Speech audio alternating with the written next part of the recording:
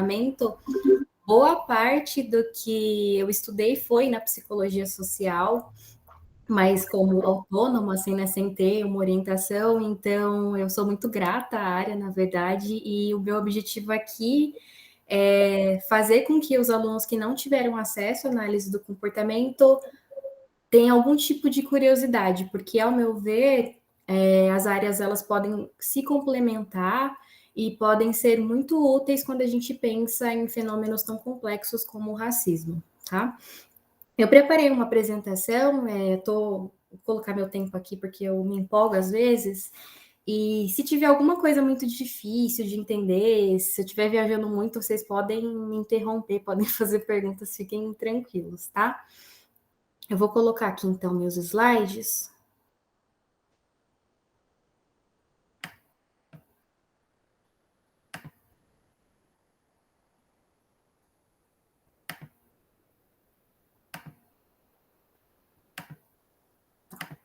Alguém pode me dar um feedback vocal de que tá aparecendo aqui os slides certinho para vocês? Porque eu não consigo mais vê-los. Tá aparecendo sim. Tá aparecendo. Beleza, obrigada. Bom, então o título que eu escolhi foi esse, né? Psicologia experimental e questões raciais, um diálogo possível. Mas foi um título que não vai ser muito preciso com relação ao que eu vou falar, porque eu vou falar do ponto de vista de uma pessoa que estudou análise do comportamento e que esteve em um programa de pós-graduação de psicologia experimental, né? Então, em vez de falar da área grande psicologia experimental, eu vou estar dentro de um pedacinho que é os estudos em análise do comportamento com essa perspectiva experimental. E, bom, o professor pediu para eu me apresentar, mas eu fiz a minha apresentação pensando em falar um pouquinho de mim, e é justamente para tentar fazer sentido, né, tentar contextualizar de onde que veio o meu interesse por questões raciais e tal. Em 2008 eu comecei minha graduação na UFSCar, né, então no interior de São Paulo, em São Carlos, e eu fui parte da primeira turma de alunos que entrou com ações afirmativas. Então, para vocês terem uma ideia, né, assim, eu tenho um professor que foi meu orientador, que ele brincava que parecia que ele dava aula na Suécia antes de ter as ações afirmativas, porque só tinham alunos brancos na sala de aula, né, por conta dessa articulação aí de raça e classe. E, então, assim, eu consegui entrar numa faculdade que era muito bacana, né, pública e tal, mas os professores não tiveram nenhum tipo de treino, nenhum tipo de conduta em termos de adaptação desses alunos de realidades diferentes, né? Que eu imagino que até hoje tem muitas dificuldades, infelizmente, mas acho que ser dessa primeira turma talvez fosse um pouco paradigmático nesse sentido, porque durante toda a minha formação eu me lembro de ter muitas angústias, porque praticamente tudo que eu estava aprendendo não dizia respeito à realidade que eu vivia, não fazia sentido na vida que eu tinha, no bairro que eu tinha nascido, né? Então, eu sou de Santo André, né, no estado de São Paulo, é uma região relativamente pobre, não moro na periferia, em termos geográficos, porque é relativamente perto do centro, mas é um local que tem muitas pessoas negras, muitas pessoas pobres, e que aquilo que eu estava aprendendo na psicologia não ressoava, assim, não estava fazendo muito sentido.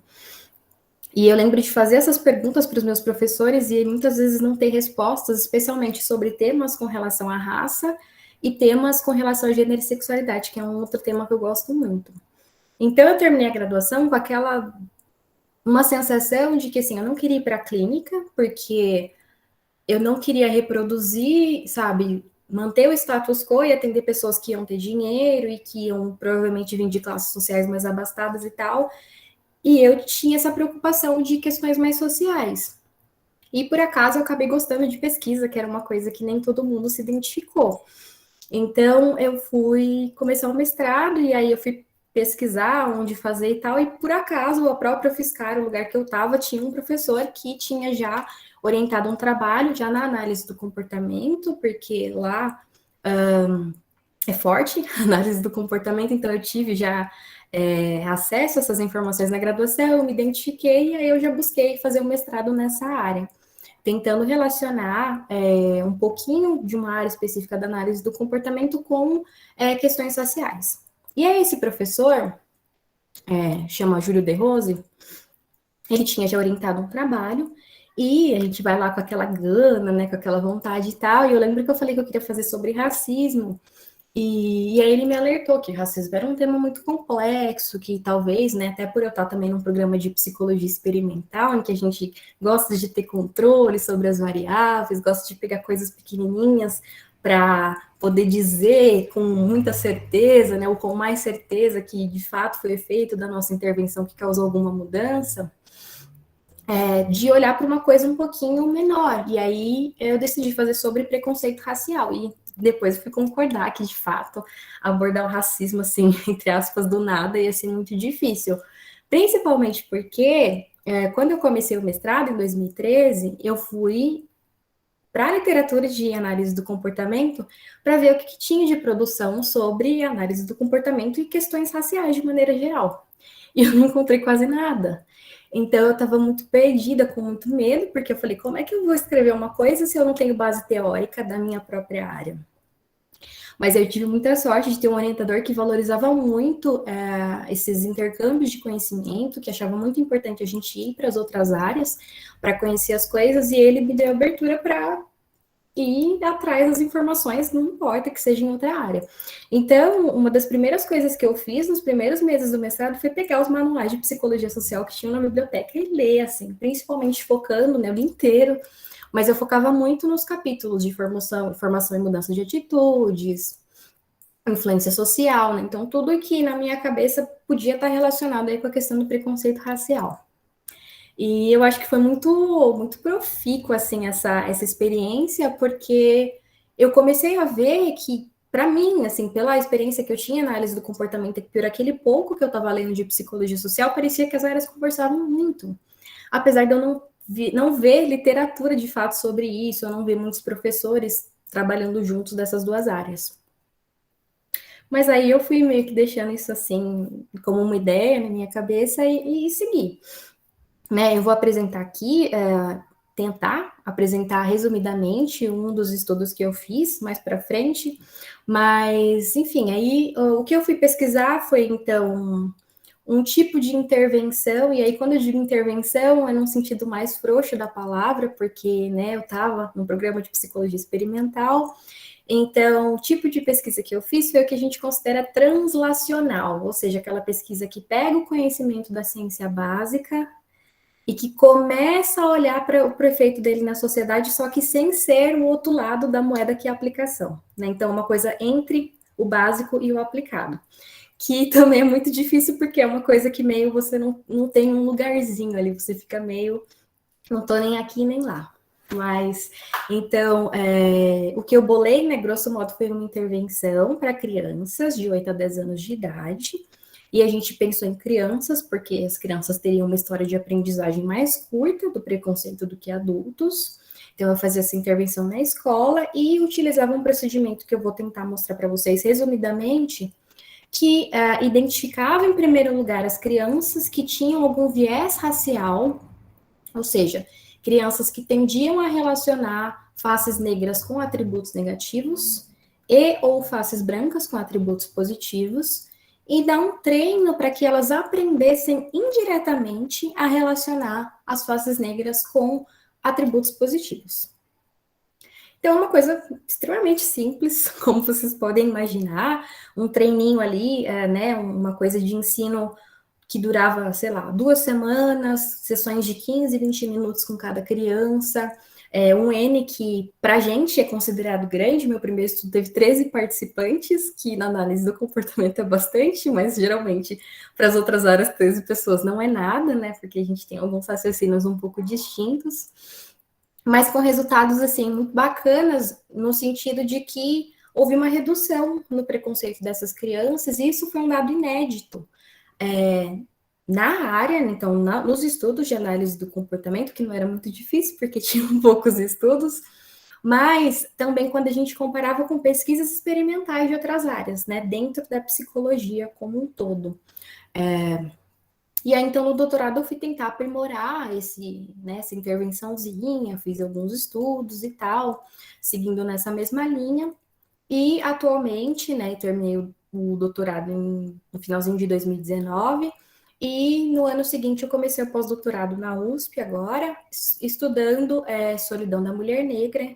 Então, ainda com essa, né, com esse foco em questões raciais, entre aspas, saiu um pouquinho do assunto do preconceito em termos de pesquisa experimental, porque agora minha pesquisa é teórica, mas ela, né, tem tudo a ver com o que eu estava estudando, então eu vou falar também de aprendizagem, eu vou falar como é que a gente, enquanto analistas do comportamento, como é que a gente entende o racismo, como é que a gente entende o impacto do racismo junto com o sexismo, né, o patriarcado, junto com a questão de classe e outras, nesse fenômeno que a gente conhece como solidão da mulher negra, que é um fenômeno que nem veio da minha área, né, um fenômeno que veio de estudos de ciências sociais, grosso modo, e alguns da psicologia também.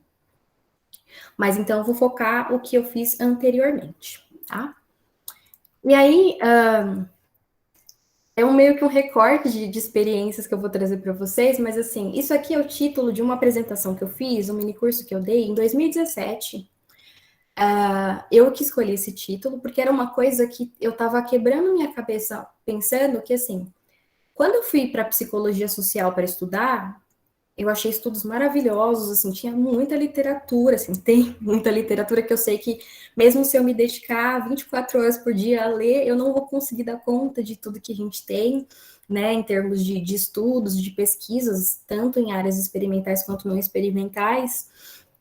E eu estava um pouco pensando, gente, se tem tanta coisa já na psicologia social, na antropologia, na sociologia, que tipo de contribuição que eu posso dar, ou que a minha área pode dar enquanto análise do comportamento? Porque eu não quero reinventar a roda, né? Eu falei, se já tem aquele conhecimento, não tem por que eu trazer aquele conhecimento sem nenhum tipo de avanço. E pensando nisso que eu montei esse curso, trazendo um pouquinho esse questionamento, porque é uma coisa que, entre aspas, eu brinco que eu sofro, que eu fico um pouco no limbo, porque para muitos analistas do comportamento, que eu faço numa pesquisa de verdade, porque eu estou estudando questões raciais, isso é o tema da psicologia social, e infelizmente eu já tive experiência de estar em eventos de psicologia social, e óbvio que eu tinha 15 minutinhos para apresentar um trabalho, e aí não tem como eu falar da parte teórica e as pessoas às vezes problematizarem no sentido de, tá, mas isso daqui é uma pesquisa de laboratório, qual a aplicabilidade que vai ter na vida real e tal. Então eu brinco que eu fico nesse limbo de que parece que eu não estou em nenhuma área, de verdade eu não sou, né, acolhida por nenhuma área. Mas enfim, eu já estou divagando. E nessa apresentação, uma das coisas que eu fiz foi trazer vários estudos de psicologia social, porque eu acho que é importante que a comunidade de analistas do comportamento que tem interesse nisso estude. E eu coloquei um questionamento, assim, que era justamente esse, assim, se as outras, né, se a literatura das outras áreas tem dados que são super relevantes, que vão falar sobre preconceito racial, sobre racismo, né, sobre os efeitos do racismo na vida das pessoas negras. Que tipo de contribuição que a análise do comportamento pode dar? Se já tem tanta coisa que foi feita, muito bem feita. E eu juro que eu quase desisti de continuar estudando isso, mas chegou um ponto que eu acho que eu encontrei algum tipo de contribuição, né? Encontrei alguma forma de falar, não, isso aqui é uma coisa que eu acho que a gente consegue ajudar. Não é só reinventar a roda. E aí, né, enfim, aqui são algumas coisas que eu trouxe, mas tá descontextualizado agora e coloquei colorido aí para chamar um pouquinho a atenção, mas assim, grosso modo, o que a gente teria, né? Na psicologia social, muita coisa sobre o tema, assim, muitos estudos, coisas maravilhosas feitas na análise do comportamento. Nesse ano, 2017, eu lembro que eu fiz uma revisão em revistas específicas da análise do comportamento, com palavras-chave relacionada, né, palavras-chave relacionada a questões raciais, e eu encontrei acho que 10 estudos. Então, literatura é extremamente escassa, sabe? Você fala, gente, 10 estudos em uma área, sabe? Em uma abordagem da psicologia parece mentira, mas foi o que eu encontrei. Depois eu encontrei mais coisas e tem alguns detalhes aí do né, que está por trás, por que os estudos ficaram meio que escondidos e durante muito tempo, décadas, assim, ninguém produziu sobre isso. Mas o que a gente tinha de dado era esse, muita produção e nada, quase nada de produção. E aí eu vou passar para o último, que do ponto de vista de estudos de revisão, aquelas revisões do tipo que saem naquela Annual Reviews of Psychology, então revistas que pegam uma coisa bem grande, e nessas revisões, até onde eu sei, quando se analisa os estudos experimentais da psicologia de maneira geral, de todas as áreas, de tentativas de intervenção para reduzir preconceito racial, essas tentativas seriam consideradas sem sucesso. O que é sem sucesso? Significa que ou essas intervenções elas não duraram, então assim, no dia funcionou, depois parece que não mudou o comportamento ou o que a pessoa dizia sobre um determinado grupo, ou a própria intervenção mesmo não teve esse resultado que foi esperado. E dá para a gente entender, quando a gente pensa que a gente vive num país que tem uma estrutura racista, poxa, né, uma intervenção que é pontual é muito difícil, de fato, de ter um resultado, né, nesse sentido de reduzir preconceito racial ou outro tipo de preconceito. E, como eu tinha acabado de fazer o estudo que, entre aspas, tinha dado certo, né, o que eu coloquei aqui, dados mínimos de intervenção, perigoso tirar conclusões, né, de um ponto de vista aí de metodologia científica, a gente teria que fazer várias replicações e tal, em amostras diferentes, e né, toda aquela questão aí de pesquisa que a gente aprende, para poder dizer aí se tem intervenção que é bem sucedida ou não. Mas o ponto central não era dizer, não, a análise do comportamento é efetiva e outras áreas não, até porque esse dado ainda não existe. Mas uma coisa que eu notei é que quando eu lia essas literaturas de psicologia da maneira geral, não só de psicologia social, era difícil para mim, enquanto analista do comportamento, pensar em quais eram os passos. Por exemplo, a gente fala assim, precisa ter conscientização, né? As pessoas precisam se conscientizar sobre as questões raciais e tal. E assim, o que é conscientizar exatamente? Né? Então, do ponto de vista da análise do comportamento, eu posso utilizar esse termo conscientização, mas eu preciso explicar em termos comportamentais o que é, o que a pessoa tem que fazer, o que a pessoa tem que falar, o que ela não tem que fazer ou não falar, para ela se conscientizar. Né?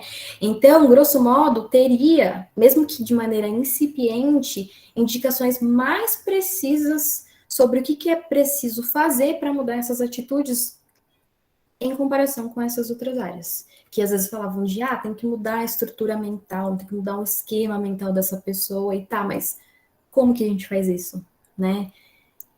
Eu preciso de indicações mais precisas. E aqui é um exemplo de como que a análise do comportamento olha para o fenômeno, e eu vou tentar falar rapidinho disso e tentar mostrar como isso, ao meu ver, tem muito a ver com a psicologia social, e espero que para vocês também tenha a ver.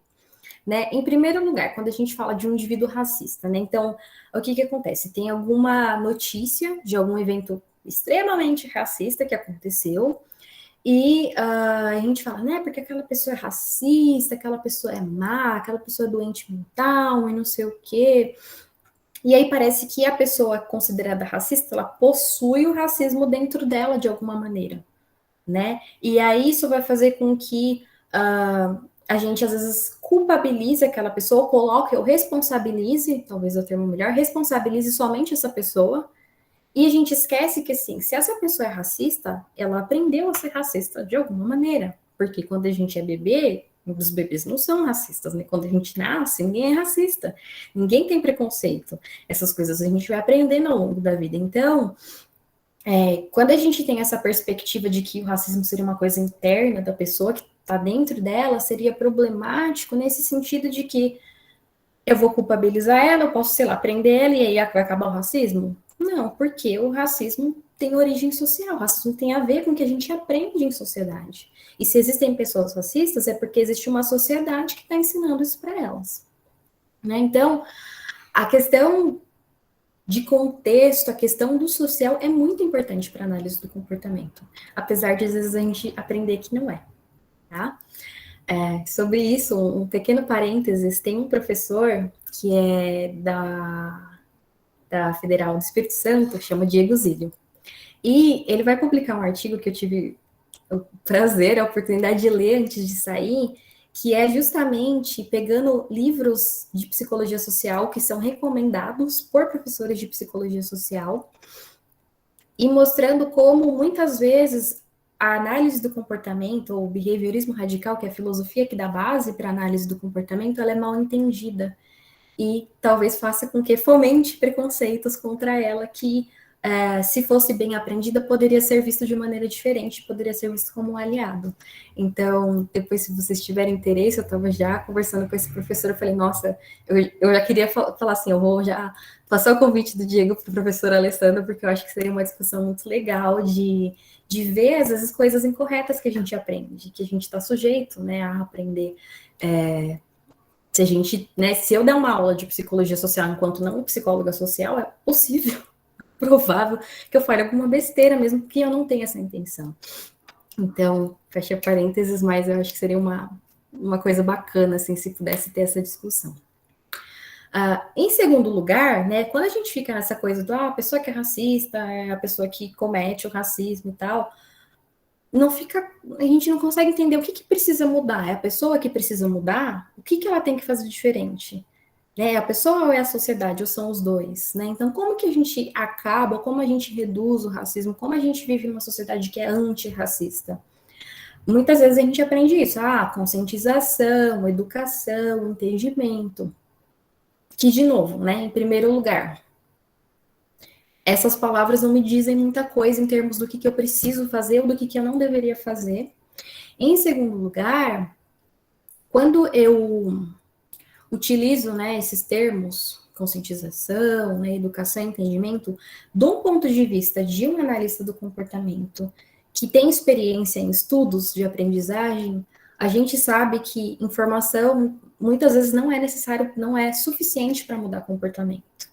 Então, por exemplo, quando a gente vê pessoas que fumam, atrás do cigarro está escrito lá, fumar causa câncer, fumar, não, né? A pessoa está lendo aquilo, aquilo é suficiente para fazer com que ela pare de fumar? Não, né? Então, essa questão de conscientização, entendimento nesse sentido de dar informação às pessoas, ele vai ser efetivo para um número muito pequeno, muito, muito, muito pequeno de pessoas. E aí todo aquele resto vai ver aquela informação assim. Infelizmente, eu imagino que todo mundo que está aqui já teve experiência de estar conversando com alguém que foi educado, que teve possibilidade de estudar sobre questões sociais e que não está se lixando, que não está nem aí. E a gente olha para aquela pessoa e fala, que tipo de intervenção que eu faço com ela? Assim, eu sei que ela não quer, ela não é ignorante, ela não tem falta de informação. Ela simplesmente se comporta dessa maneira e quer se comportar dessa maneira. Então, em termos de intervenção, o que eu teria que fazer uma coisa diferente para essa pessoa do que eu faço para a pessoa que não tem informação, por exemplo? Eu acho que eu já estou me adiantando. Né? O que eu estou falando aqui é esse ponto 4, que assim, os comportamentos que a gente considera racistas, eles são variados. E então, às vezes a gente parte do mesmo pressuposto de que dois comportamentos visualmente semelhantes teriam a mesma causa, talvez eles não tenham. E eu vou tentar dar um exemplo, né? Que não tem nada a ver. O exemplo de mexer a perninha, né? Mexer a perninha, fazer assim. A gente aprende, grosso modo, assim, a pessoa que tá ansiosa, ela mexe a perna, né? Mas eu imagino que se eu perguntar para cada um de vocês, assim, dê um outro motivo pelo qual uma pessoa poderia estar mexendo a perna, a gente vai conseguir pensar em vários exemplos, né? Alguém pode falar, sei lá, um mosquito bateu na perna dela e ela tá mexendo para o mosquito não voltar para a perna dela. Ou ela tá ouvindo uma música e tá fazendo a batida do ritmo. Tem N razões pelas quais a pessoa pode fazer uma coisa que visualmente, eu olhando, a forma pode ser muito semelhante, né? Tentando dar um exemplo no mundo aí das questões raciais, então, uma pessoa que acabou de entrar no emprego, estava precisando muito de um emprego, tem um chefe que você percebe que tem uma relação de poder ali implicada, que o chefe quer que você faça tudo do jeito dele, esse chefe um dia vai lá e faz uma piada racista, né, racismo recreativo, e o que acontece? Você ri. E um outro contexto em que pode ser o mesmo contexto, uma outra pessoa ri, que é um outro colega do trabalho que tá ali, e ele também ri. Visualmente, o que a gente tá vendo? As pessoas estão rindo de uma piada racista, nossa gente, que horror. Mas as causas podem ser distintas, né? A primeira pessoa pode estar rindo porque ela está com medo de ser despedida se ela não fizer tudo que o chefe dela está mandando ela fazer, porque ela precisa muito daquele emprego para viver, para comer. E está numa relação ali de poder que é difícil. Então ela dá aquela risadinha de tipo, eu vou ter que rir porque, né, se eu não rir pode acontecer alguma coisa comigo. Enquanto a outra pessoa pode estar rindo porque achou aquilo engraçado, porque concorda com aquilo. Será que quando a gente pensa em intervenção, né, para essas duas pessoas, a gente faria o mesmo tipo de intervenção? Né? O mesmo tipo de ação seria suficiente para reduzir o preconceito das duas? Né? Para a gente, então, vai ter muito essa questão de assim, eu preciso saber o que aquela pessoa aprendeu, eu preciso saber como que foi aquela aprendizagem, eu preciso entender o contexto no qual aquele evento aconteceu, para eu poder pensar nessa intervenção. Né? Em que contextos as pessoas são racistas, né? Se comportam de maneira discriminatória. Tem uma série de coisas aí que a gente vai ter que olhar antes de, entre aspas, dar um veredicto. Tá? E quando eu vejo esse tipo de análise, assim, eu lembro que eu, lendo sobre questões raciais, gente, já falei 25 minutos, meu Deus. Eu lembro que eu estudando coisas da psicologia social e falava assim, não, porque a questão da origem social, da linguagem, da importância de você olhar para os micro e macro sistemas e tal. E eu acho que a gente faz isso na análise do comportamento. Acho que a gente tem nomes diferentes, mas a gente tem uma proposta que valoriza isso, apesar de terem poucas pessoas que estão fazendo isso para olhar de fato para questões sociais. Que aí, essa é uma crítica que eu acho que vale muito a pena a gente manter. Bom, então, a conclusão que eu cheguei, grosso modo, foi que talvez a contribuição que a análise do comportamento teria para o estudo do preconceito racial, para o estudo do racismo e de questões sociais de maneira geral, seria justamente essa questão da aprendizagem, que é o que a gente faz, a gente estuda sobre aprendizagem, como as pessoas aprendem a falar, como as pessoas aprendem a se mexer, como as pessoas aprendem a pensar, como as pessoas mudam de atitude, né? Então, como as pessoas se comportam de uma maneira e passam a se comportar de outra, é o que a gente estuda, é o que a gente estuda no laboratório, é o que a gente estuda fora do laboratório. E, de fato, a gente tem um modelo experimental de como o preconceito pode ser estabelecido, que foi justamente um modelinho que eu utilizei na minha pesquisa. Bom, então, para análise do comportamento, a gente vai ter aprendizagem de maneira direta, que é, por exemplo, a mãe ensinando a filha que as pessoas negras são ruins, são feias, não chegue perto dessas pessoas, e a criancinha tipo, ok, mamãe, vou fazer o que você me pediu e tal. Ou a mãe dá bronca se a criança desobedece, né? Então, assim, de maneira direta, a mãe tá falando ali, negro ruim, né? Se você vê o negro, se afaste da pessoa negra. E apesar, às vezes, da gente achar que esse tipo de coisa não existe mais, com relação à raça, infelizmente existe. E aí, então, que é uma maneira direta de eu ensinar, né, de eu relacionar a pessoa negra com atributos negativos. E a gente vê isso no dia a dia, assim. Essa é uma foto que saiu faz um tempo de um livro infantil, né? Então, circule o lar em que as pessoas estão felizes. Né? O que a gente está vendo aqui? O branco diretamente relacionado à felicidade e o negro diretamente relacionado à tristeza, né? E o professor ou a professora corrigiu ali e não viu problema nisso. A gente vê, né? Mas é isso, a gente vive numa sociedade que não aprendeu sobre questões raciais, não sabe discriminar o que é um comportamento racista e que se beneficia, muitas pessoas se beneficiam dessa estrutura. Então, vai ser muito difícil a gente modificar, a gente vai precisar de muitos aliados, de muitas pessoas pensando. Mas a gente também teria essas maneiras indiretas, que às vezes, por serem indiretas, passam mais despercebido. Ou a gente às vezes minimiza o efeito que ela pode ter. Né? É indireto, então a pessoa às vezes nem está aprendendo direito, será? Aqui um outro exemplo que saiu na mesma época daquela outra, não sei se era o mesmo livro, mas atividade também, livro infantil, cubra o pontilhado que liga cada profissional ao seu local de trabalho, né? Então, a gente tem a professora, não sei se é professora na sala de aula, uma pessoa que talvez é uma diretora, secretária, não sei, numa salinha que tem um computador, né, um arquivo e tal, e uma pessoa negra como uma vassoura na parte de limpeza. E aí, assim, limpar é uma coisa ruim? Não necessariamente, né? Na nossa cultura, ser auxiliar de serviços gerais, ser empregado doméstica, é uma coisa negativa, porque são profissões em que as pessoas são exploradas, porque é considerado um subemprego, né? Tem essa junção da questão da classe, enfim, é uma discussão maior, mas assim, grosso modo, uma pessoa que limpa não é só um emprego, como qualquer outro, que se os empregos tivessem salários semelhantes, isso aqui seria ok.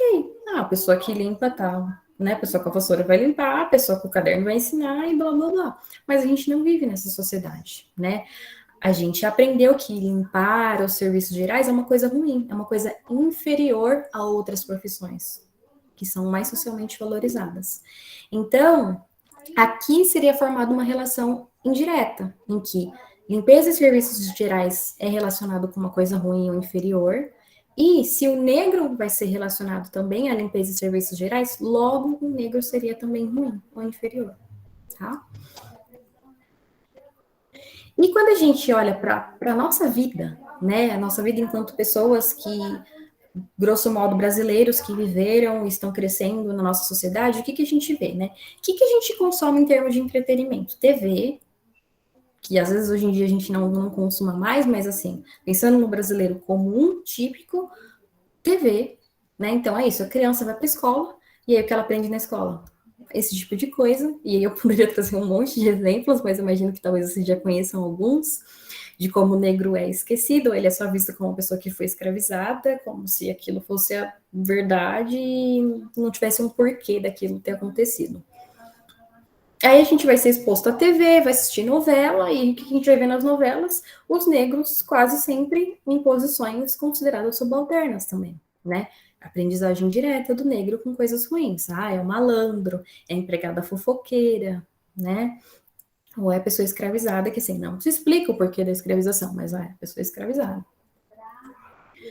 Uma enorme né, representação. Então, a gente praticamente não vê a população negra, e quando a gente vê, ela tá aqui nesses lugares.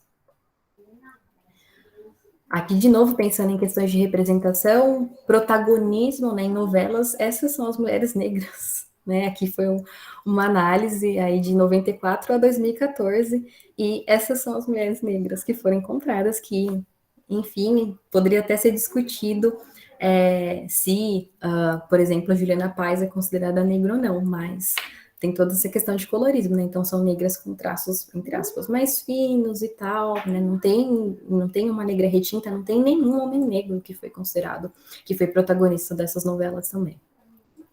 E a gente cresce, e o que a gente vai fazer? A gente vai consumir jornal, né? A gente vai assistir o Jornal Nacional, sei lá o quê, a gente vai ler na internet, e, de novo, a gente vai ter uma série de aprendizagens, assim, indiretas, que parece que não é nada, mas que vão ter um efeito, sim, né? A gente vai olhar coisas do tipo, polícia prende jovens de classe média com 300 quilos de maconha no Rio, enquanto a polícia prende um traficante com 10 quilos de maconha em Fortaleza. Peraí, por que a pessoa com 10 quilos é considerada traficante, mas 300 quilos são os jovens de classe média? E aí, quando você vai ver as pessoas, os jovens de classe média são pessoas brancas e o traficante é um rapaz negro, né? E tudo isso, né, indireto, essas palavras que parecem que não significam muito, a gente está aprendendo, a gente está absorvendo, tá? E vai ter um efeito. De novo na TV, aqui pensando em programas de apresentadores de TV, o que a gente vai ter? Uma porrada de gente negra, uma porrada de gente branca, aliás, né? 3,7% negros, e se a gente pensasse numa programação de 24 horas por dia com essas pessoas negras, elas ficariam no ar por 6 minutos. E aí, quando a gente para assim, peraí, mas eu moro num país de maioria negra, e onde que estão as pessoas negras?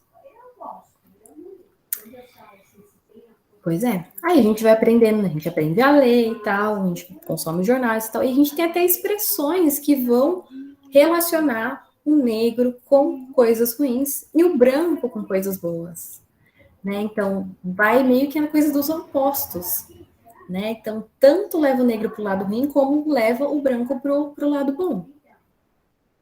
Dessa forma, então, o negro, de maneira direta e indireta, ele é relacionado todo dia, o dia inteiro, de várias maneiras ruins.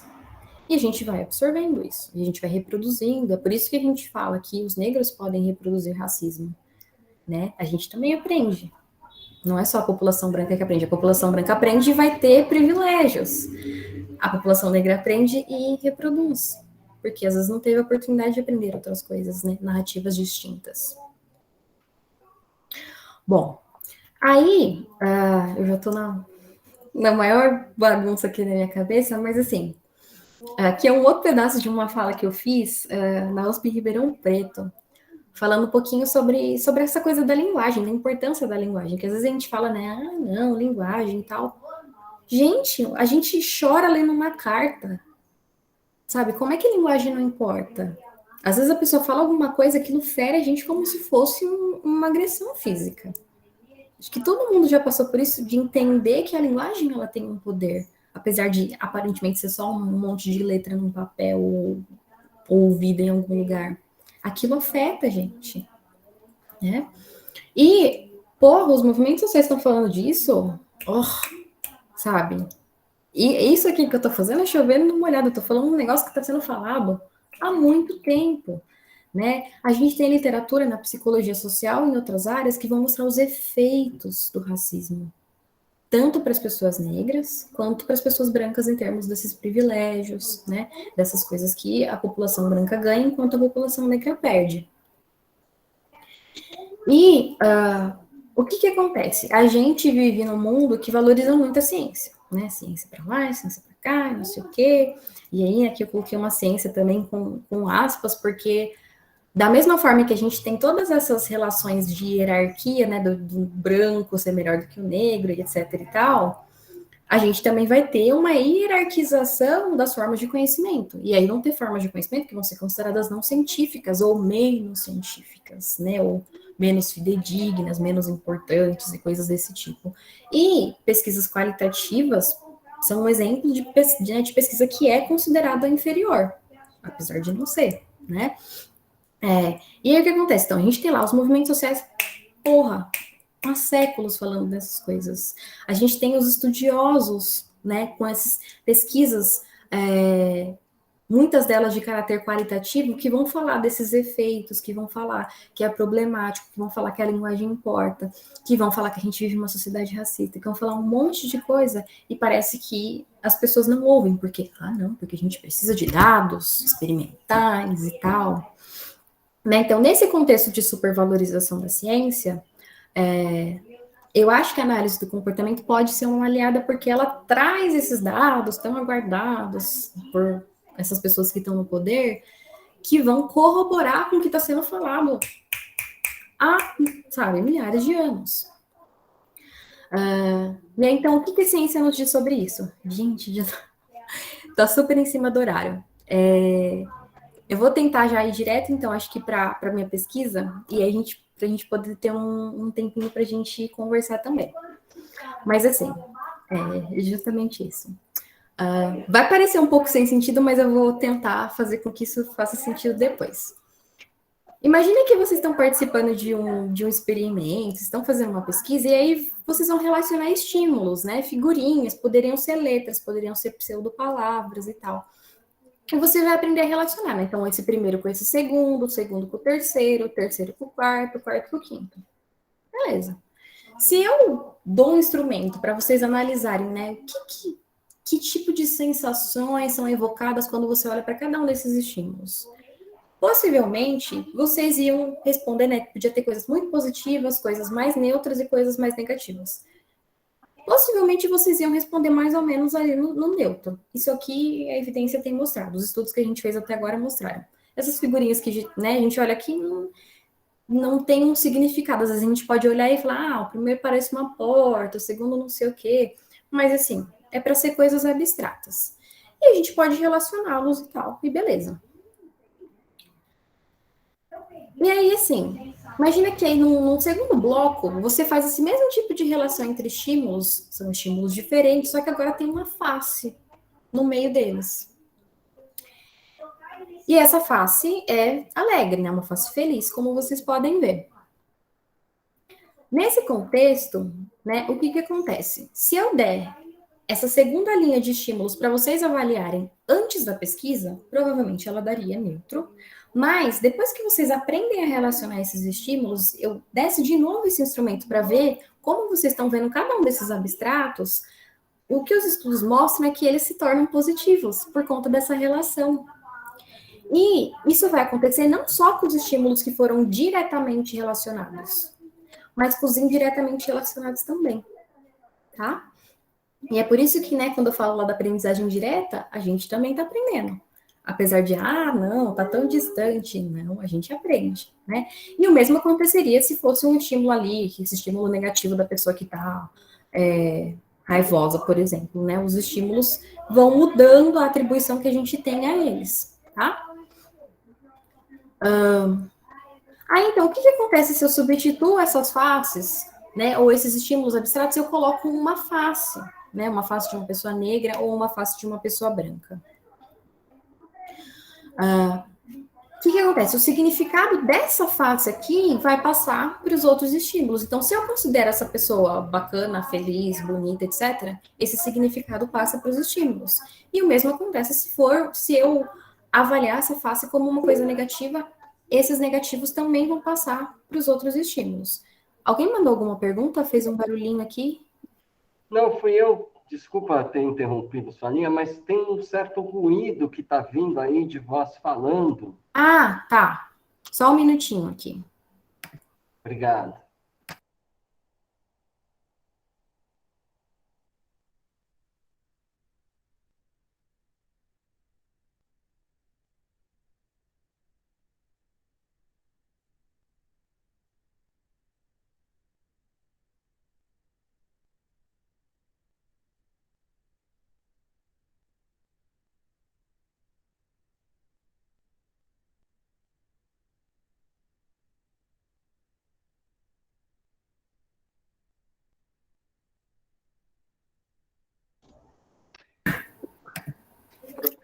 É a vizinha, gente. Ai, mas é de apartamento ou de... Eu vou colocar o fone, mas eu pedi para ela falar um pouquinho mais baixo. É porque a gente está gravando, né, Tassi? Aí pretende disponibilizar isso lá no nosso blog. Então, você me desculpa ter te interrompido, mas já vinha há algum tempo. Imagina. Bom, eu estava falando da face negra e tal. Vou voltar aqui. Vocês estão vendo? Preciso de um feedback vocal. Sim. Beleza. Então, assim, aqui é só para mostrar que é isso, assim, esses estímulos, eles vão ter o significado, esse significado, ele pode ir mudando de um lado para o outro e tal. E aqui eu vou passar já para o que eu fiz, né, que, basicamente, então, eu peguei esse procedimento que é utilizado já na minha área para ensinar linguagem, para ensinar, então, crianças que têm dificuldades de aprendizado a aprender palavras. Então, relaciona o som, né, de maçã com a palavra maçã escrita, ou som maçã com o desenho da maçã, né? Esse é um procedimento que tem sido utilizado muito com esses estímulos abstratos para ensinar a aprendizagem, para ver como que a gente aprende, quantos links precisam ter, tem um monte de perguntas aí em termos de pesquisa básica. E mais de aplicação, ele tem sido utilizado nessa questão de aprendizagem, tanto de língua portuguesa como de aprendizagem de língua estrangeira. Então, eu relaciono maçã com a palavra em inglês apple, por exemplo, e tal. Mas, assim, então eu utilizei esse procedimento e, basicamente, o que eu fiz foi colocar uma face negra. Aparecer, não apareceu aqui. Mas aqui a gente está escrito PAF, né? Em vez de ser PAF, era uma palavra, era uma face de uma pessoa negra, tá? Que é o que então? Eu ensinava inicialmente o pessoal a relacionar, então, esse símbolo positivo com um estímulo abstrato qualquer. Depois, esse estímulo abstrato era relacionado com faces de pessoas negras, né? Então, indiretamente, eu estou ensinando a relacionar coisas positivas com essas faces. E depois, eu faço um teste, eu vejo aí, esse procedimento eu nem preciso explicar um pouquinho, mas assim, o que é importante? Que a partir dessa aprendizagem direta, as pessoas passam a relacionar esse estímulo positivo ou os atributos positivos com as faces negras, que era uma coisa que não acontecia antes da pesquisa, e que elas foram recrutadas, essas crianças, justamente porque elas não tinham esse tipo de relação estabelecida, né? Elas relacionavam o negro com atributos negativos, tá?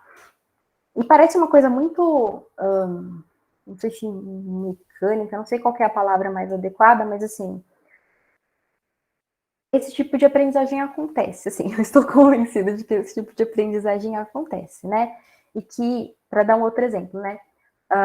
O que a gente tem na nossa sociedade? Uma relação entre população negra e pobreza. E vejam, gente, essa relação, ela pode ser acurada ou não. Não importa se ela é curada, o que importa é que, assim, ela tem efeitos. Sendo acurada ou não, ela faz a gente aprender coisas, tá? Então, existe essa relação entre negritude e pobreza. E o que a gente aprende no país que a gente vive? Que quem é pobre é inferior, que o pobre é ruim, que ninguém quer fazer coisa de pobre, etc, etc, né? Então, a partir dessas duas relações, eu posso, o que a gente chama de derivar, ou seja, eu aprendo sem que ninguém me ensine diretamente que o negro seria inferior, né? Ou posso dar esse mesmo exemplo para a questão do mal, né? Eu vejo um monte de notícias com pessoas negras sendo consideradas ladrões ou presos e tal. É importante eu fazer essa pergunta do porquê, isso é uma outra discussão, mas o que a gente aprende quando a gente é criança? A polícia é o bom, o ladrão é o mal, né? Então, se o negro, né, se eu tenho essas duas relações, então a população negra seria má, tá? E a gente vê isso no dia a dia. E aqui, assim, são exemplos de eu acho que foi um projeto que foi na UNB, se eu não me engano, feito aqui no Brasil de universitários, então de frases que eles ouviam os colegas falando para eles, né? E esse daqui me chamou muita atenção, que assim, você sabe ler? E assim, uma pergunta legítima, uma pessoa branca perguntou para essa menina, universitária, se ela sabia ler, sendo que ela estava na sala dessa menina branca. E aí você pensa assim, pera, como que é possível uma pessoa pensar nessa possibilidade, pensar que um colega de sala dela não sabe ler, né? E aí, uma hipótese que eu dou é que ela fez essas relações entre negritude e pobreza e analfabetismo, e se negro e pobre é analfabeto, então negro seria analfabeto também.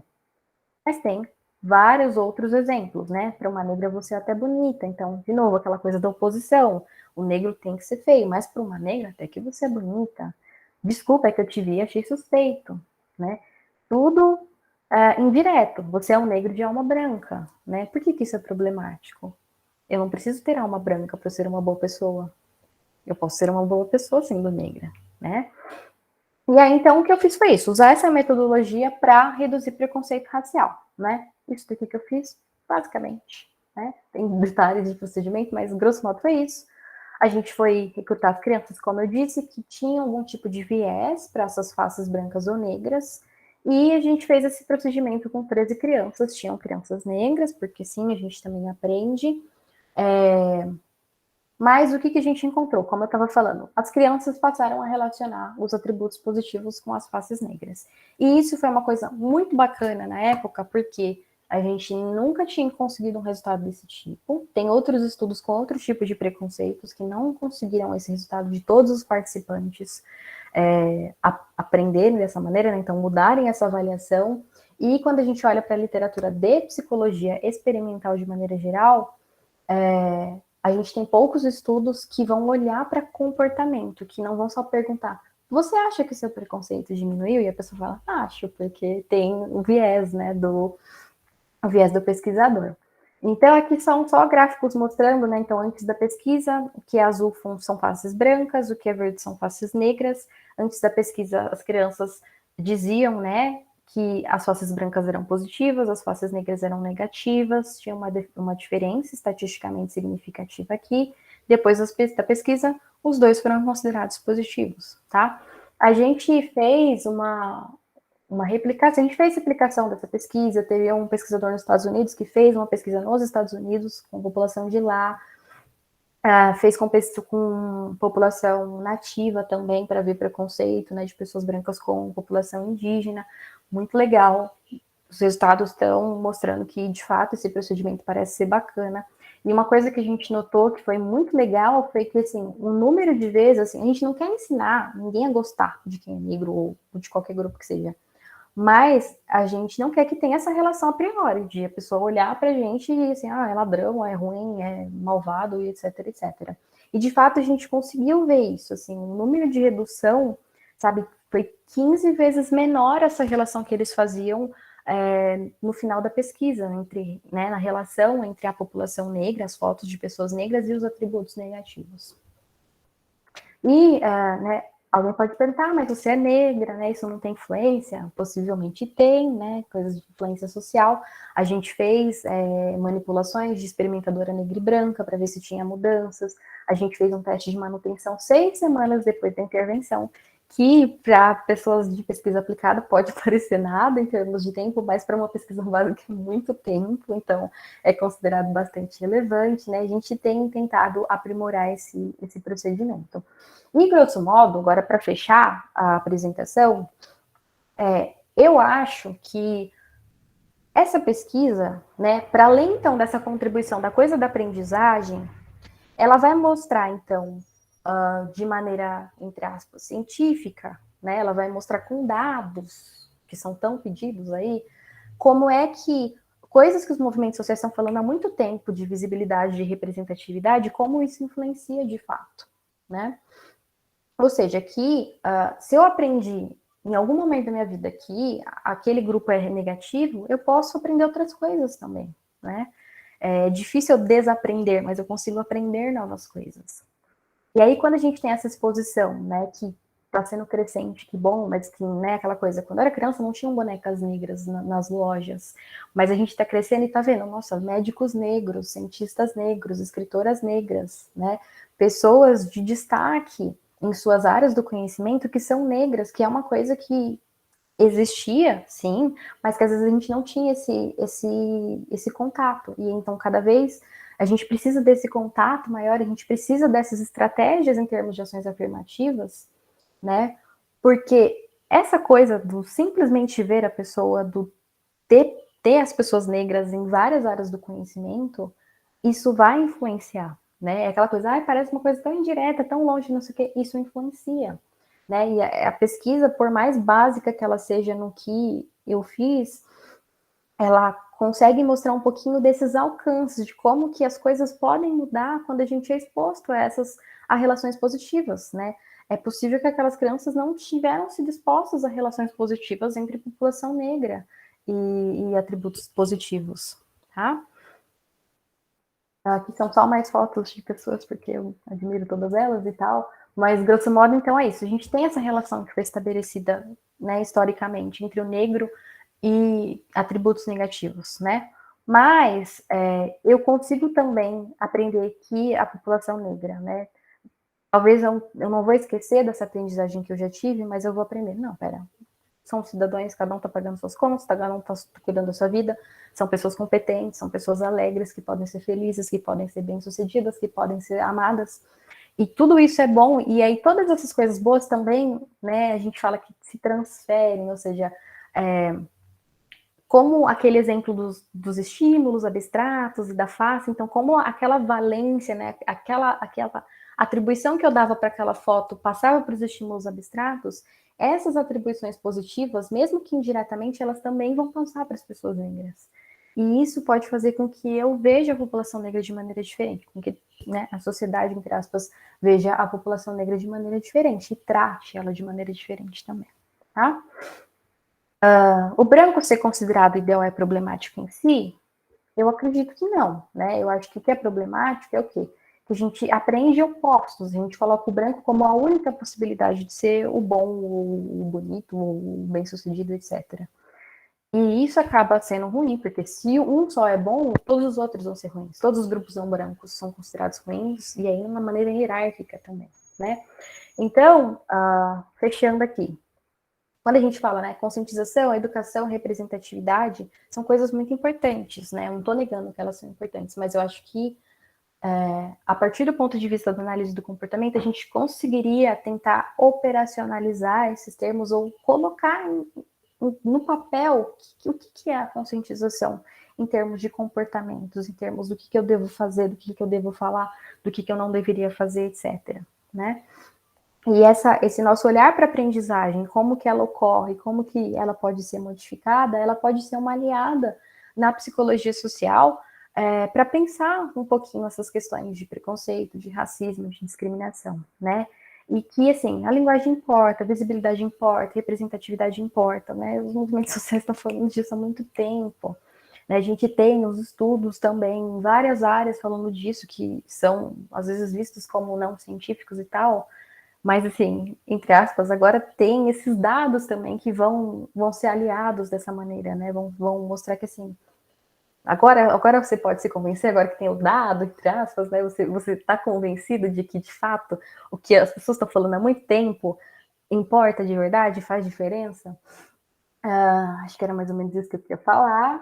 Desculpa que eu corri um pouquinho no final. Obrigada. Aqui tem um e-mail, no Instagram. O Instagram está desativado temporariamente, mas às vezes eu entro para colocar aí palestras, coisas que eu vou fazer. E, bom, estou aqui para ouvir críticas, responder perguntas e para compartilhar aí com vocês, dividir com vocês o que vocês estão pensando. Obrigado, professora.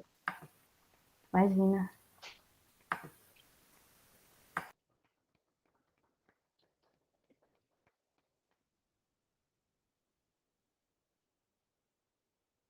Bom, a gente tem um tempozinho aí para conversar com a professora. Acho que imediatamente, professora, que eu queria já te fazer um segundo convite. Nós ministramos a disciplina aqui na pós-graduação, a Psicologia Social na Compreensão do Racismo e Saúde Mental. Seria muito interessante se a professora pudesse estar conosco, desta vez presencialmente, não é? Aqui na universidade, trazendo a importância desse estudo da aprendizagem que você coloca, né? Segunda coisa é valorizar bastante o que a gente chama de uma ciência com base em evidências, né? E a partir do experimento aí você vai mostrando, você vai mensurando, né, como é possível essa aprendizagem, como se dá essa aprendizagem, como é possível produzir um despareamento, se eu entendi, né?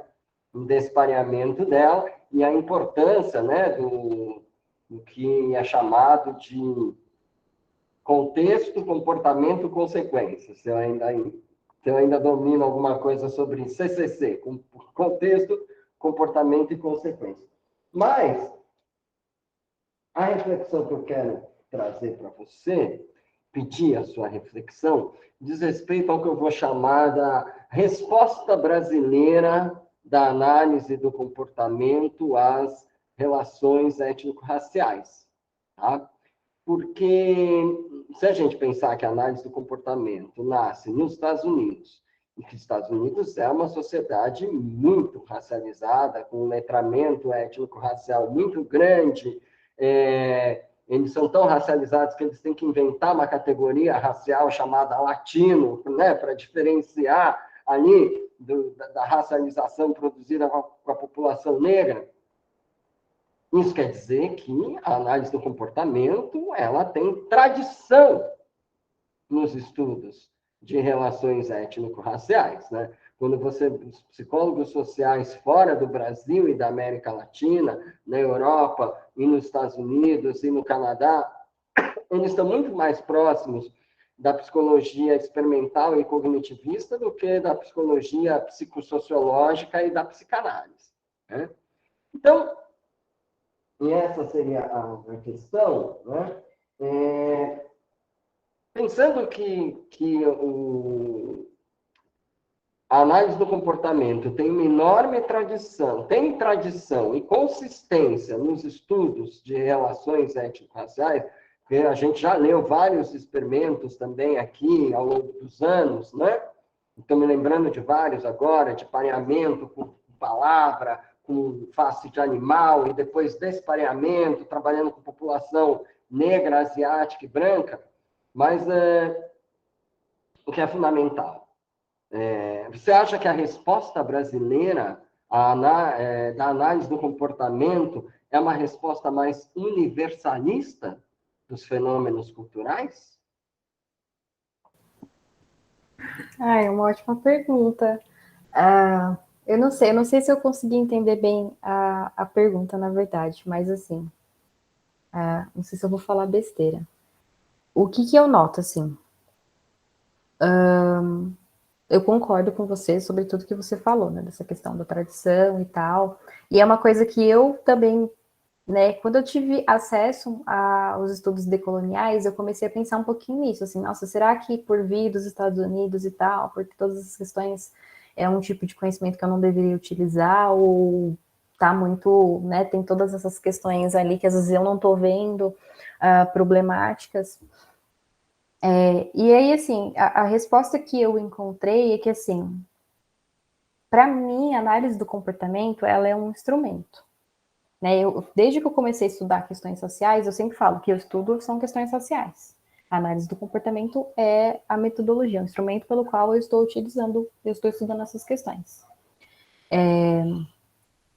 Sobre essa questão da resposta brasileira, eu não sei, eu não diria que é mais universalista, eu acho. Eu não sei exatamente. Mas o que eu poderia falar, talvez não respondendo sua pergunta, mas falando de uma outra coisa que me inquieta, é que assim, quando eu fui fazer minha busca, é isso, assim, era para o pessoal dos Estados Unidos terem contato com essas questões, porque lá eles aprendem, né? Então, eu acho que é esse o ponto de partida que você está trazendo. Entretanto, o que eu acho que, assim, grosso modo, boa parte da nossa comunidade não se importa com isso. Essa é a resposta que eu daria, sabe? Com base na minha experiência pessoal, sabe? De procurar orientadores, de procurar pessoas, de ver pessoas que assim, esse tema não me interessa, eu não quero trabalhar com isso, ou isso daí é uma pesquisa de verdade, e assim, é como eu estou interpretando. Entretanto, quando eu fiz aquela busca, eu encontrei só 10 estudos e tal, depois de muito tempo, de sei lá, de alguns anos, eu fui descobrir uns outros estudos, assim, na década de 70, da análise do comportamento, uma galera que era super engajada, mas, assim, em periódicos que não estão mais em atividade, e eram periódicos voltados, tipo, analistas do comportamento voltados para a responsabilidade social, sabe? Eram revistas que, pelo título da revista, você já via que o foco eram questões sociais. E aí eu comecei a pensar, gente, por que essas revistas morreram, entre aspas, né? E assim, onde que estão essas pessoas? E infelizmente tem uma ou outra pessoa que eu vejo que ainda está em produção, mas assim, que são pessoas que foram meio que abandonadas, assim, as pessoas foram meio que abandonadas, assim, a análise do comportamento não abrigou essas pessoas, assim, uma pessoa muito conhecida, o Celso Pereira de Sá, por exemplo, ele migrou para psicologia social, foi para o Rio de Janeiro e tal, e eu consigo entender perfeitamente, porque muitas vezes eu me sinto, eu fico assim, nossa, será que eu deveria mudar de área, né? Mas ao mesmo tempo, eu acho que o instrumental é bacana, eu acho que faz sentido, e enquanto tiver alguém, né, que esteja interessado e que eu consiga ver que está fazendo sentido para outras pessoas, eu acho que eu vou continuar insistindo em trabalhar como aliados, ou seja, assim, obviamente eu adoraria estar no programa de psicologia social, né? Mas isso não significa que eu abandonaria minhas ideias, assim, grosso, né? A priori, eu acho que eu não abandonaria minhas ideias. E o que eu vejo, então, é como se fosse assim, análise do comportamento é uma área extremamente elitista ainda,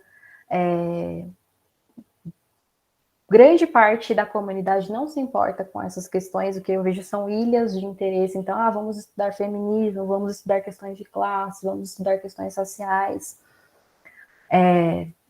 Que, assim, é ruim, mas, assim, gente, perto de quando eu comecei, não tinha, sabe, ninguém. Hoje em dia eu vejo, sabe, a gente tem um grupo no WhatsApp, a gente tem um grupo no Face.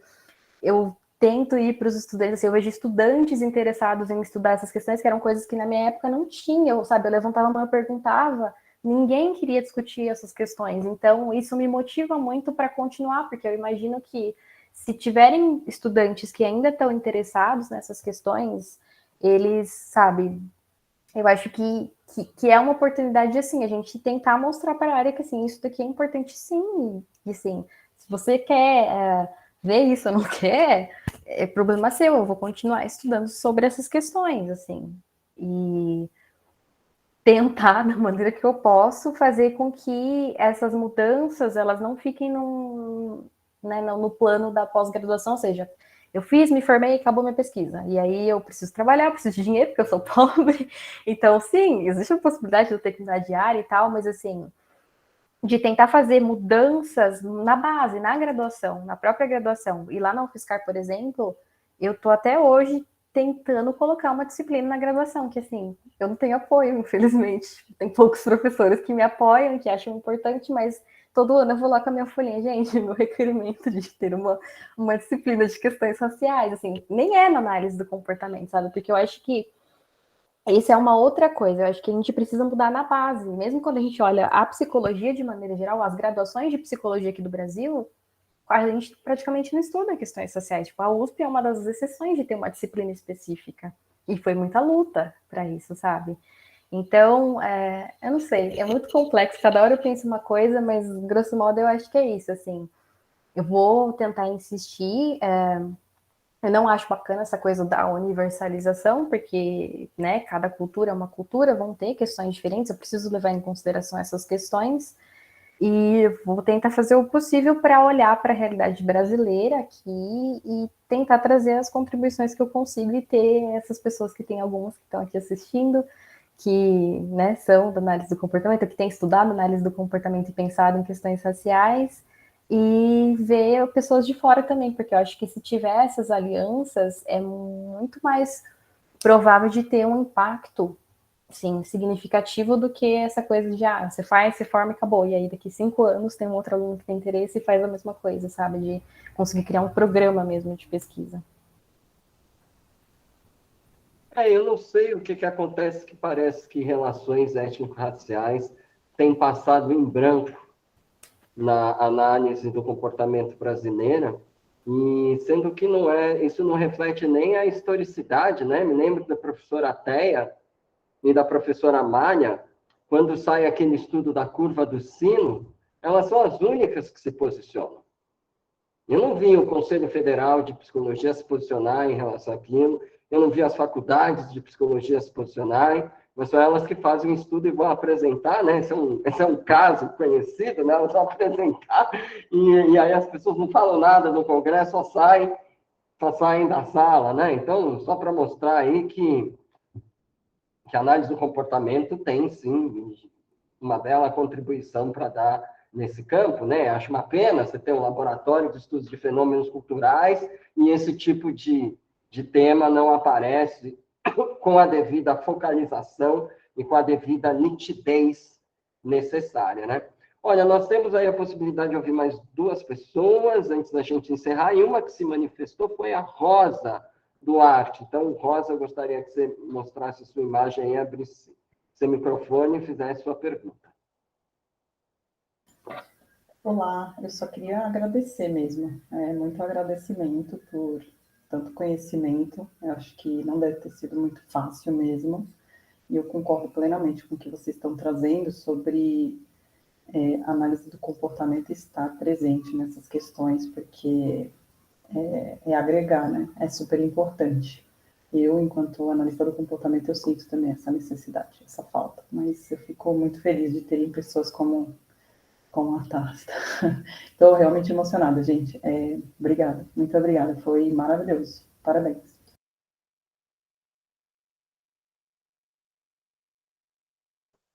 Legal, obrigado, Rosa. Rose, perdão. Vamos lá, mais alguém gostaria de fazer uma pergunta ou algum comentário?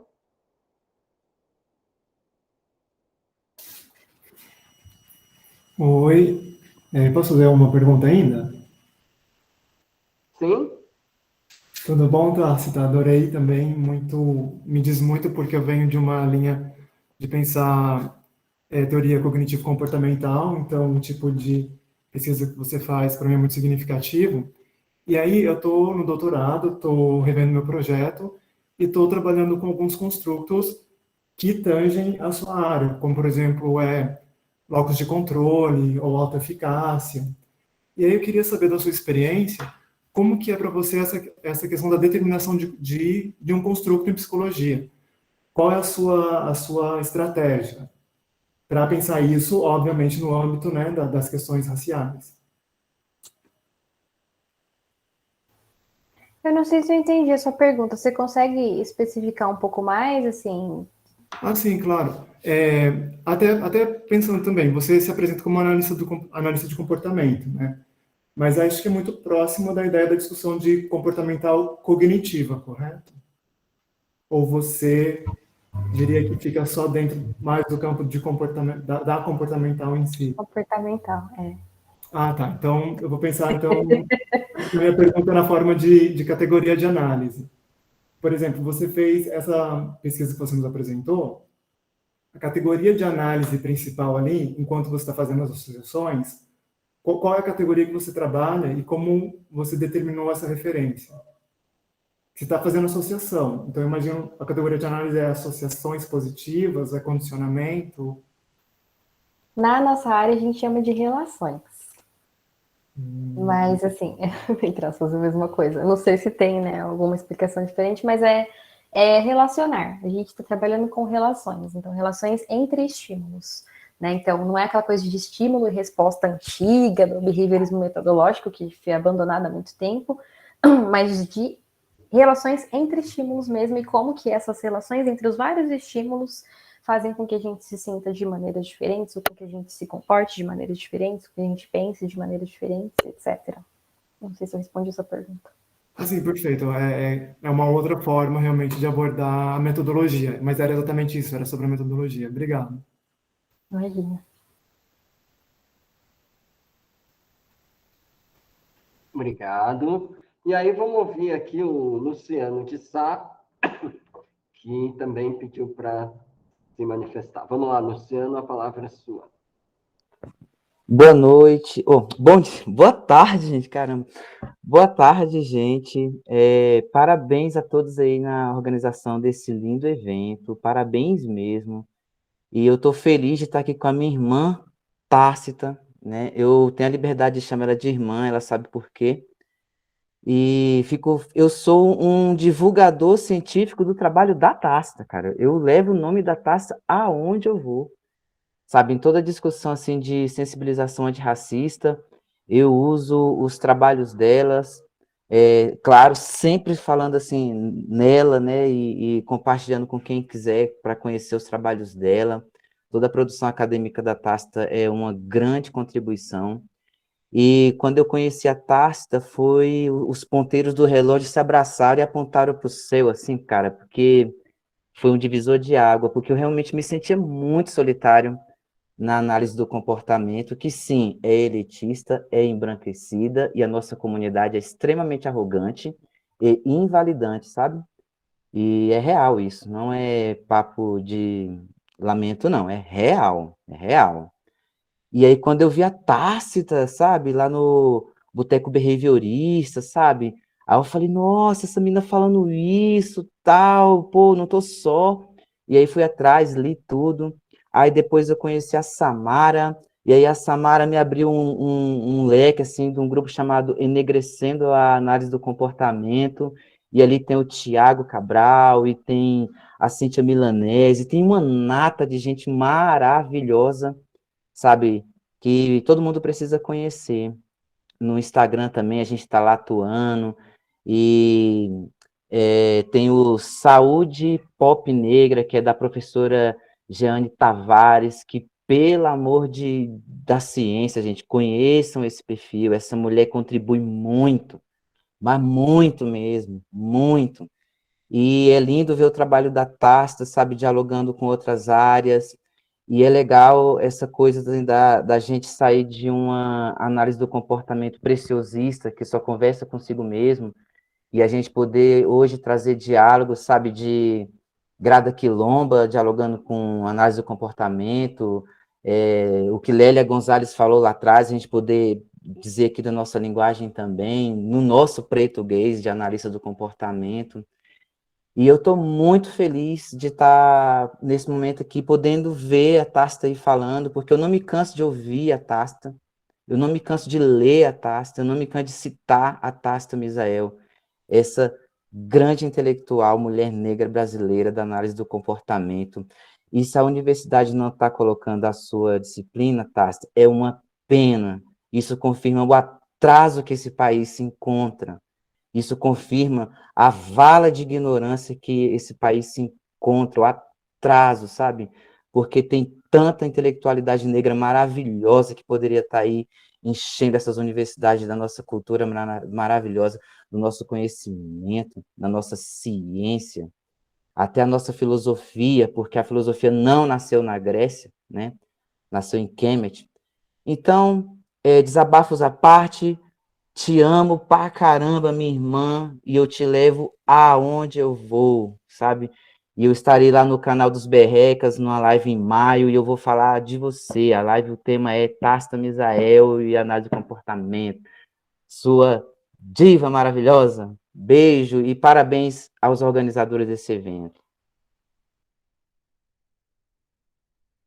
Legal, gente. Nós temos uma reunião do nosso grupo agora, aí eu acho que tem pessoas do nosso grupo. Se quiserem, fiquem conectados para participar da reunião que a gente vai fazer agora.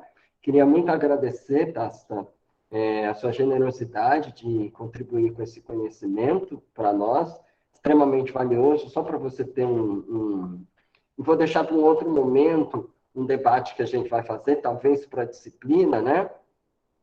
Mas essa ideia, a noção de comportamento racista. Eu tenho uma interface ali na Escola do Paradigma e trabalho muito, interpelo muito essa noção do comportamento racista, né? Ali na Escola Paradigma de Análise do Comportamento. Mas só um exemplo prático do seu, bem imediato, assim, nesse momento, a gente está preparando uma capacitação para a Escola de Magistratura Paulista. E é uma capacitação voltada, então, eminentemente para juízes, né? E aí a gente vai levar para lá algo que passa exatamente por isso, quer dizer, uma capacitação um pouco voltada para sistemas de crença, estereótipos e viés nas decisões judiciais, né? E e também a forma como a gente define racismo aqui, racismo como ideologia, como estrutura, como processo, mas eu acho que você traz um elemento fundamental, racismo como forma de aprendizagem, né? Racismo como forma de aprendizagem. Eu acho que nesse quarto eixo do racismo que a produção de ciência com base em evidência, né? E a produção a partir de experimentos, que ela tem muito a contribuir, tem em todas as áreas, mas nesta mostrar, né, porque o foco é a aprendizagem, o foco é o pareamento, a discriminação por pareamento, e como isso é possível de desparear, né? Como é possível mitigar a produção e prevenir a produção desse fenômeno, né? Então, aí o que a gente aprendeu hoje com você, nosso grupo aqui vai levar para a Escola da Magistratura também. Então, super obrigado, pessoal. Visitem o nosso blog, o blog Bem Viver USP. Lá no nosso blog, todas as nossas bolsas que fazem parte do projeto de pesquisa, bem como os seminários abertos que a gente realiza, eles são divulgados a partir de lá, tá bom? Mais uma vez, agradecer a Tácita, espero a próxima a gente poder estar se encontrando pessoalmente, tá bom? Pode deixar. Muito obrigada, pessoal, pela atenção. Obrigada, professor, pelo convite. E já está aceito aí o convite que você lançou da disciplina. Adoraria poder participar. Axé. Tchau, pessoal. Obrigado. Tchau, tchau. Nós vamos parar a gravação aqui.